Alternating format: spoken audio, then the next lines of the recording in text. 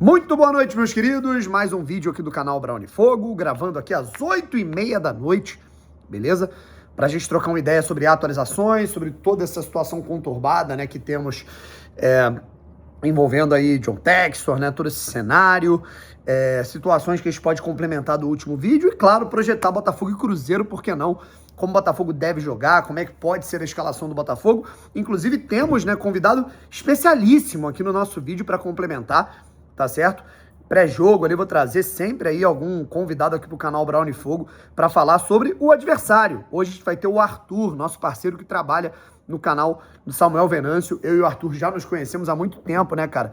Quando a gente estava começando ali a produzir conteúdos ali gerais no TikTok, no Reel, né? A gente conversava muito, né, sobre estratégias e tudo mais. É um cara que tá desenvolvendo a sua carreira lá no cenário da imprensa mineira. Moleque bom demais e vai falar sobre o cabuloso, o Cruzeiro, ele que é cruzeirense, e vai falar sobre como joga o Cruzeiro, como é que deve ser a escalação, e a gente vai complementar aqui sobre como deve jogar o Botafogo e projetar essa partida, tá certo? Se inscreve aqui no canal, deixa o seu like, ativa o sininho para você não perder nenhuma novidade. Primeiro de tudo, né, a gente começa aqui falando sobre os posicionamentos. É lógico que depois da notícia que nós tivemos na madrugada de ontem para hoje, nós teríamos os posicionamentos oficiais. Por parte da Eagle, da Ares, né, da galera, né, lá da Europa, lá da gringa, a gente tem, né, basicamente uma confirmação disso com um adendo, né, de que o que potencializou, né, a Ares a tomar essa atitude de dar essa banda no Textor foi uma tentativa de banda do Textor por lá.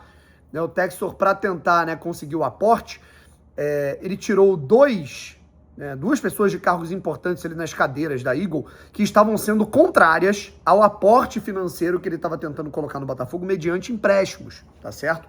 E aí, com isso, esses dois nomes foram tirados. Segundo, a RMC Sports, né, algo que não foi confirmado aqui nem pela imprensa do Brasil e nem pelo Textor, disse que o John tentou, né, novamente ter ali o controle, né, das ações, né, e das decisões do Lyon. Né?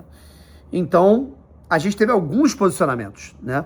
Tivemos o posicionamento do próprio John Textor, né, que emitiu uma nota oficial agora há pouco, dizendo que não reconhece essa atitude da Ares como uma definição de que ele está fora do comando da Eagle, que ele continua sendo o acionista majoritário da empresa e que ele continua no comando do Botafogo. Tá certo?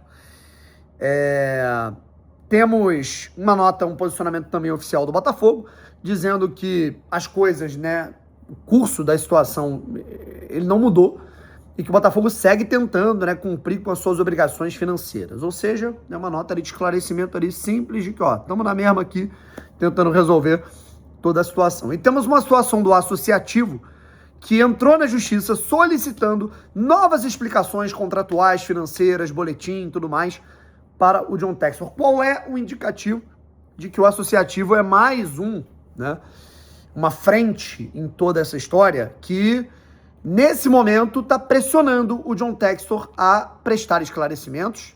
Como o pessoal fala, não, o Textor, ele faz o que ele quer, o clube é dele. E a gente vê que não é bem assim. Em contrato, ele precisa prestar esclarecimentos sobre as atitudes dele, né, ou a falta de atitude dele, né, em vários aspectos. Tá bom? Eu tô olhando um pouco pra cá, rapaziada, porque o Brasileirão começou, né? Eu tô gravando aqui por volta das 8 da noite. Tá tendo Atlético e Palmeiras 1-1, né? O Campeonato Brasileiro começou e a gente já vai avaliar, né, os times que estão jogando. O Campeonato Brasileiro começando em janeiro desse verãozão, né? Enfim, vamos aguardar as cenas nos próximos capítulos para saber o que vai ser do futuro do John Textor. Uma informação que ela saiu no Globo Esporte e ela procede, tá? É de que John Textor vem perdendo força internamente no Botafogo. Que isso, que gol contra bizarro. Que loucura. Gol contra bizarro do Palmeiras, enfim. Depois vocês vão ver. Acho que foi do Kelvin, né? Que eu acho que é bom jogador. Mas a situação ela é a seguinte, gente. O John Textor, né, para tentar ali tomar as atitudes, ter aporte financeiro, manter o clube, né, o Botafogo ali oxigenado, ele tá tomando atitudes e tendo ali ideias que elas vêm gerando discordâncias significativas por parte de pessoas dentro do Botafogo. Pessoas que, inclusive, foram entusiastas da SAF, pessoas que fizeram com que a SAF acontecesse, e até pessoas do lado dele, né? Muito se fala até do Tairo, que eu não cheguei a falar com ele sobre, né? Mas a reportagem cita especificamente o Tário Arruda sobre discordâncias do CEO do Botafogo referente a atitudes que John Textor quer tomar financeiramente, prezando, né, a saúde financeira do clube, tá? Vamos aguardar as cenas dos próximos capítulos. Antes da gente falar aqui sobre Cruzeiro, nós temos aqui Montoro com a 10 do Botafogo, foi anunciado com a camisa 10 do Botafogo, e Danilo é o novo camisa 8 do Botafogo. O Montoro, portanto, pegando a 10, que era do Savarino, né? E uma situação que era importante ser dita, né? Quando a gente falou da questão da Ares, né? Tem uma galera falando, pô, mas às vezes é até melhor a Ares. Eu não vou discordar, porque eu acho que o cenário é muito, muito, muito caótico. Uma coisa que eu ouvi hoje foi, Transferban é o de menos, e é verdade, Transferban nesse momento acaba sendo o de menos, beleza? Que o Transferban ele te impede de contratar, né? Só que existem dívidas e situações que elas estão realmente muito delicadas. Mas a grande questão é, beleza, a Ares ela vai chegar e vai pelo menos minimamente ali estabilizar o clube. Mas se tem uma coisa que a Ares não vai hesitar em fazer, se tiver a oportunidade, se tomar o controle do Botafogo, é vender, tá? Não vai hesitar. Exemplo, sei lá, a Ares toma o comando do Botafogo. Surge uma proposta pelo Montoro, não vai estar nem aí se o Botafogo vai estar disputando o título brasileiro. Ela vai vender. Chega uma proposta pelo Danilo, o Botafogo tá bem na Libertadores. O jogo é a semana que vem. Proposta, Danilo, tantos milhões de euros. Vende. É uma realidade que pode acontecer caso o Botafogo vá para as mãos, né, para o controle da Ares, da Eagle. Enfim, mas esse é um assunto que a gente só vai poder discorrer com o tempo. Vamos lá, gente. Falando sobre Botafogo e Cruzeiro. Primeiro eu vou chamar o meu parceiro Arthur para ele dar aqui o parecer dele sobre como vai jogar a equipe do Cabuloso contra o Botafogo.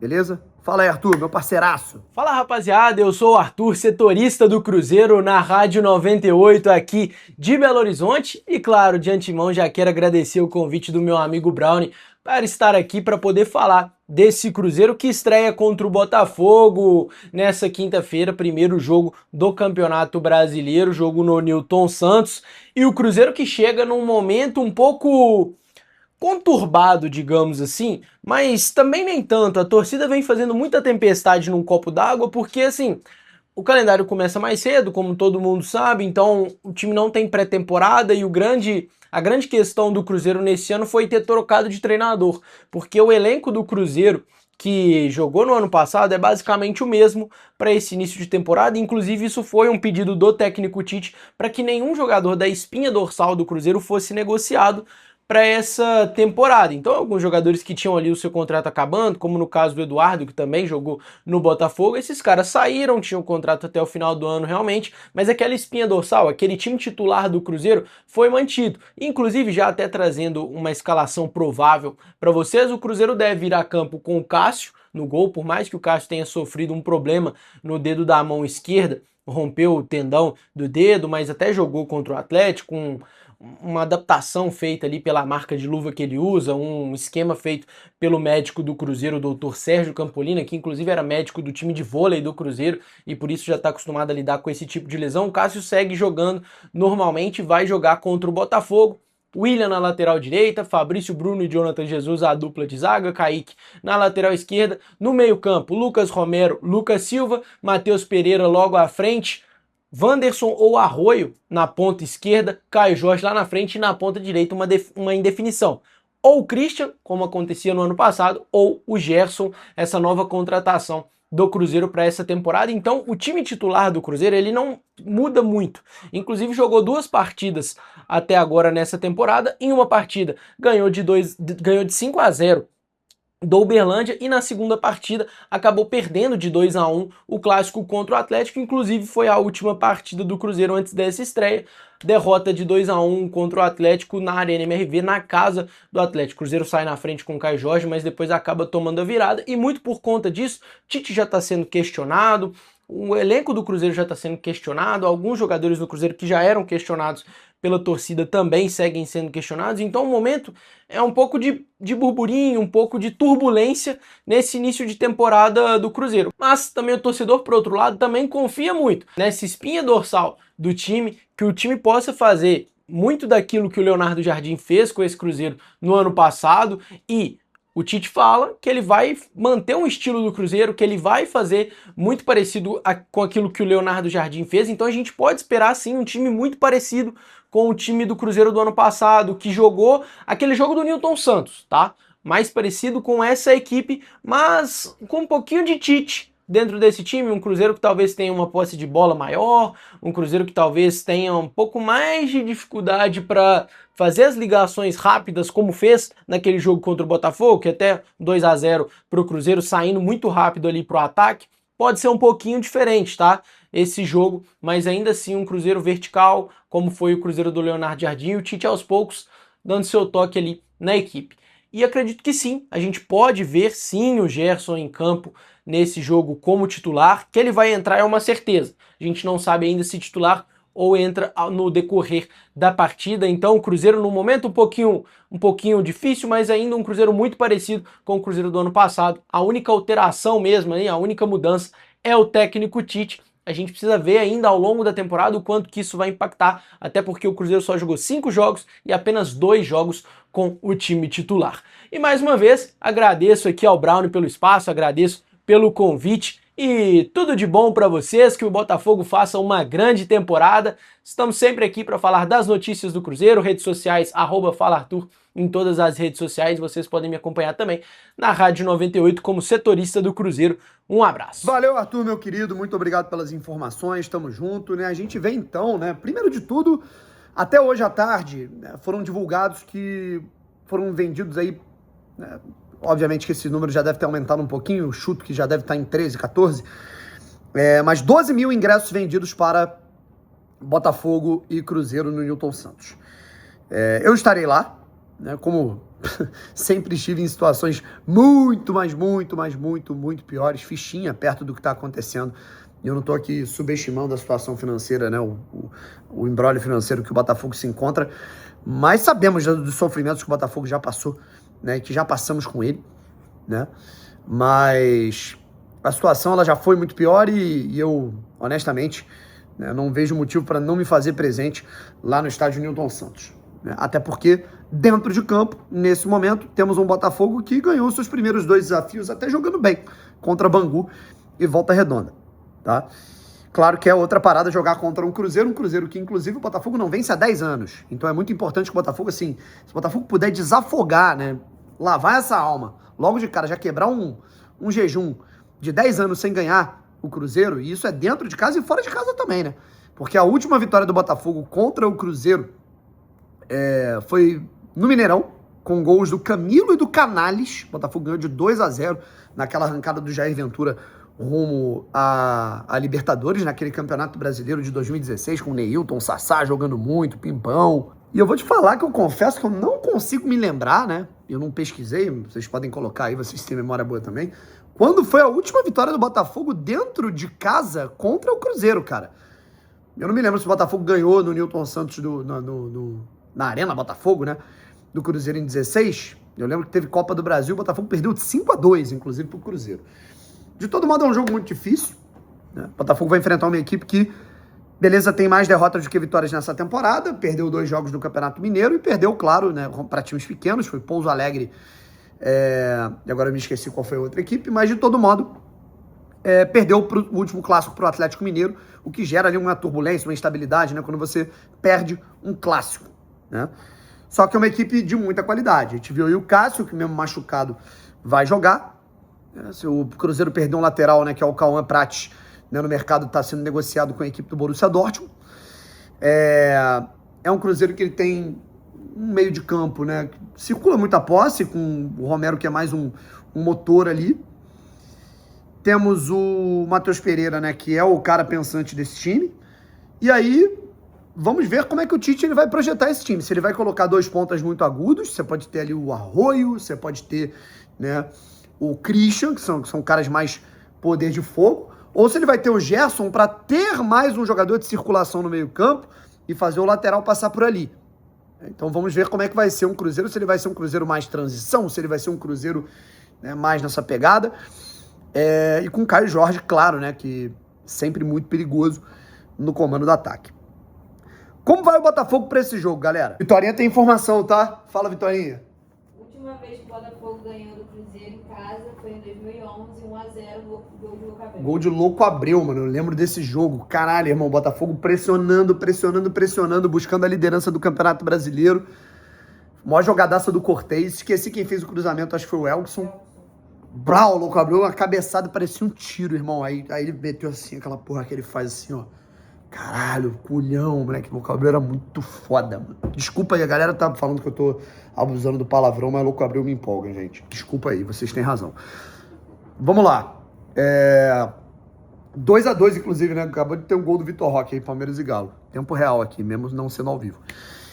Vamos lá, gente. Como é que o Botafogo pode ser escalado para essa partida contra o Cruzeiro no estádio Newton Santos, tentando depois de 15 anos? Vamos lá, gente. Vamos de Neto no gol.